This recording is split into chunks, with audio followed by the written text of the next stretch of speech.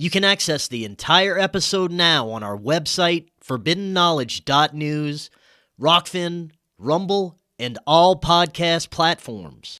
All the evidence of this being a spiritual metaphysical phenomena is everything that predates our technological capabilities. All the tales and stories you hear in folklore. And I think that there are deep connections to what we are now considering extraterrestrials that are just these intelligences that surround us at all time, just beyond our perception, that we can't perceive. Well, the materialist UFO thing, this is something that I mentioned in Ecology of Souls, the materialist UFO interpretation is really, really, really new. I mean, we're talking like the last 40 years or so. You look back to the contactee stuff, and it's all about souls and reincarnation and all this stuff that, you know, I say with all the love in my heart is kind of goofy, right? You know, but even in some of these newer UFO narratives, I mean, you know, John Mack's book on abductions is all about metaphysics. And there's oftentimes mention of souls, you know, of gray aliens and souls. And it's like, well, that's a little bit too weird for the public at large. So maybe the problem with my cynicism towards disclosure is the fact that I'm approaching it as, this disclosure movement is promising that all secrets will be revealed. And maybe that's not the goal. In fact, I would suspect that that's not the goal. I would suspect, and this is something that I've been playing with for a while, but, you know, the language that was crafted around releasing information about non-human intelligences in the National Defense, NDAA, I think is the abbreviation. I can never quite remember what it is. Authorization Act, that's what it is, National Defense Authorization Act. The language surrounding the disclosure of information surrounding non-human intelligences was crafted around the same language that they used to disclose or to release the classified information surrounding the Kennedy assassination. And everybody was really excited about that. They're like, oh, look at this, you know, that language went through for Kennedy, and this is going to go through for us. And I'm like, yeah, but, you know, 1% of those Kennedy documents are still classified, so what's in that 1%?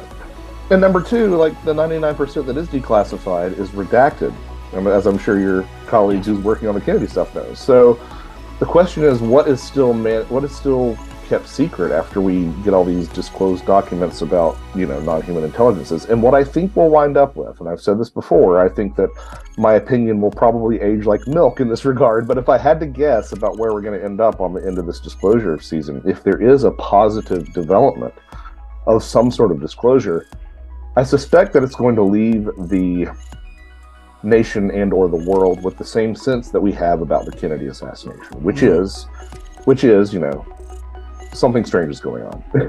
like this, the official narrative that we've been told is not the correct narrative, and there's shenanigans, and more is known than we're being told.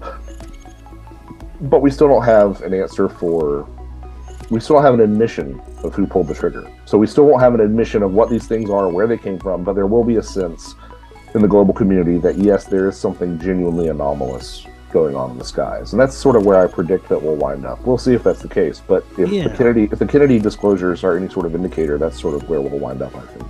What's really concerning to me is if you take into consideration at all any of the hundreds, if not thousands, of accounts of abductees or contactees that have witnessed military personnel during their experiences, that's very concerning to me. It tells me that not only have high levels of our military industrial complex known about this, but they're involved in some way if these stories are true. And I've interviewed dozens and dozens of folks who definitely believe their own stories. I believe that they believe their stories.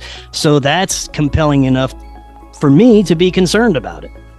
Well, yeah, and you know, if history shows us anything, it's that authority structures do not hesitate to use this as cover for their own actions. You know? So, you know, maybe there have been fewer than 100 actual extraterrestrial, for lack of a better term, abductions. Fewer than 100 genuine quote-unquote abductions, and the rest are all, you know, MILABs, or all military abductions. I can see something like that being true. I do see another sort of encouraging bit of discourse that's going around about the fact that, you know, UFOs, UAP, the term I still refuse to use, but UFOs are a combination of factors, some of which are mundane, but you know, it's really a pie chart. in terms of what these things are. And I think that's a healthy way to look at it. And I think we would all be surprised at the percentage of that pie chart that might be nefarious weaponized activity. You know, I've never really dived into the MyLab stuff too much, not because I don't think it's genuine, but because it's not really my sphere of interest. But yeah, I just, well, that's, you know, the use of these narratives for other ends that we as a community don't apprehend is something that very rarely goes discussed, and it needs to go discussed. I mean, I remember when there was all this excitement about the Navy taking UFO sightings, and I'm like, yeah, well, that kind of sounds like crowdsourcing eyes on the sky, doesn't it? You know, yeah. So it sounds like, you know, we need more eyes on the sky. We need the entire populace to be looking for, quite frankly, drones and aircraft incursions and stuff like that. And what better way to do that than to be like, oh, if you see a UFO, send it to the military. Right. So. And, you know, maybe I'm a cynic, but that's just, I think that history bears out that narrative more than it does the magnanimous release of any sort of document, or knowledge that has been hidden. Yeah, and it's unfortunate that a lot of what this disclosure has done is further break apart these communities of paranormal researchers, ufology.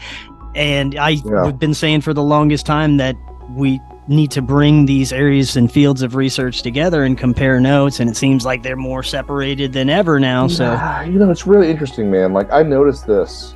So I released a Trojan Feast in 2015, and I've been sort of following the communities, and I noticed so much of a dialogue between the people who are talking about altered states of consciousness and the ufologists, and the people who are talking about you know, the possibly, at least sometimes, psychic or non-material components of UFOs and ufologists. And then that Times article dropped, and the entire narrative seemed to course correct in a big way. We were talking about propulsion systems and anti-gravity and things like that. So part of me in my most cynical moments wonders if that wasn't somehow, you know, not saying that the authors themselves, but if that wasn't somehow part of a grander strategy to readjust the discussion back to these tried and true 1950s, you know, extraterrestrial tropes. I don't know. But yeah, it does seem like there's well, I do agree with that, and I disagree with that. I think that the people who view these as strictly as physical craft that are always in our reality, I think that stance has certainly reinforced itself in recent years. In other areas, you know, I see a little bit more openness. You know, I do see, for example, in cryptozoology, you finally have cryptozoologists who are willing to talk about the lights that they see at sites where they, you know, go investigating for Bigfoot. Like, there's a little bit more of a discussion of that, and I've seen less antagonism towards, you know, paranormal Bigfoot than I have in a long time, and that's interesting to see a thawing in that relationship. That, you know, it sort of exhibits the kind of openness that I would have associated with ufology a couple of years ago. Right. Where, you know, ufology is becoming more entrenched in this. What planet are they from? Yeah.